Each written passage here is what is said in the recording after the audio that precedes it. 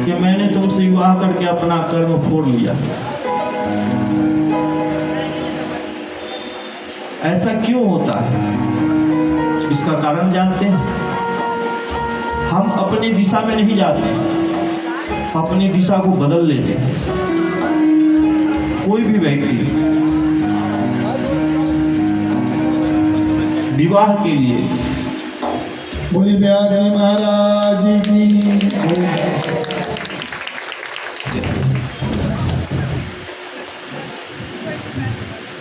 राधे राधे बोलिए और जोर से, और जोर से,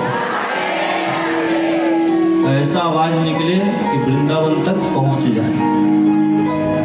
और आज से आप लोग याद रखिएगा, किसी से मिलने पर नमस्ते इत्यादि नहीं, राधे राधे करना अति आवश्यक है। होता क्या है कि हम अपने पुत्र या पुत्री का विवाह करने के लिए चलते हैं, लेकिन ध्यान कहाँ बदल लेते हैं कि हमारे अतिथि हैं, उनकी सेवा कैसे हो ताकि कोई शिकायत ना करे। एक दिन पहनना हो, लेकिन कपड़ा कैसा चाहिए? तो 50,000 का कपड़ा चाहिए। कपड़े में, मेकअप में, सजावट में हम सारे धन को खर्च कर देते हैं। लेकिन जिस कार्य हेतु हम इतना खर्च करते हैं, जब उस कार्य का समय आता है तो हम पंडित जी से एक ही बात कहते, पंडित जी विवाह कितना जल्दी होगा बताइए। 2 घंटा, 2.5 घंटा, 3 घंटा बहुत ज़्यादा हो गया, कोई नहीं देते।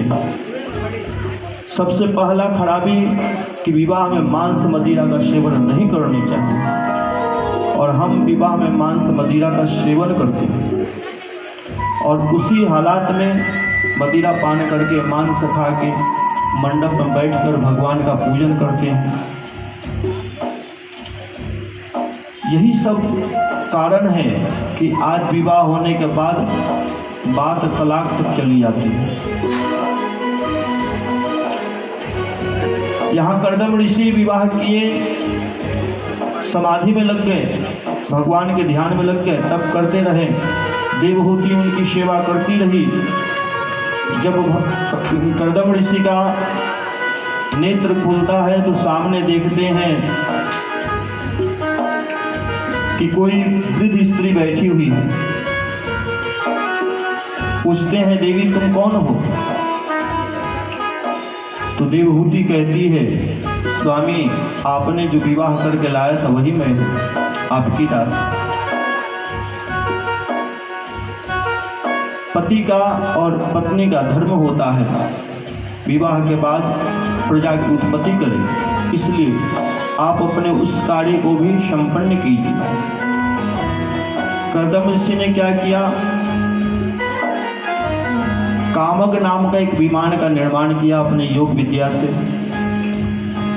और देवहूति को बिंदु सरोवर में कहा स्नान कर लो। देवहूति बिंदु सरोवर में स्नान करती है। वहां पर 8 दासियां रहती हैं बिंदु सरोवर के अंदर, जो मेंटेन करती हैं, मेकअप करती हैं। उतनी वृद्ध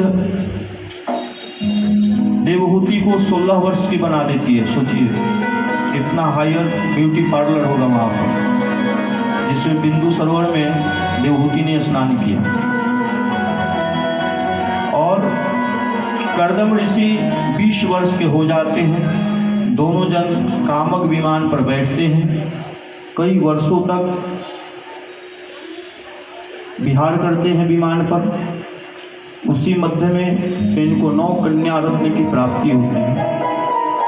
भगवान से वरदान मांगे थे क्या? कि प्रभु आप हमें पुत्र के रूप में मिले।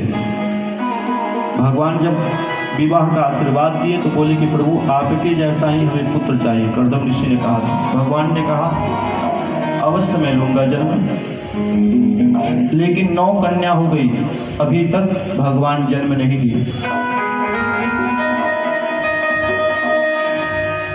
कर्दम ऋषि सोचते हैं कि भगवान ने तो कहा था कि मैं जन्म लूंगा, किंतु अभी तक जन्म नहीं लिए। कुछ दिनों के बाद प्रभु की कृपा होती है और गर्भ से जन्म लेते हैं। जब कर्दम ऋषि के यहाँ भगवान का जन्म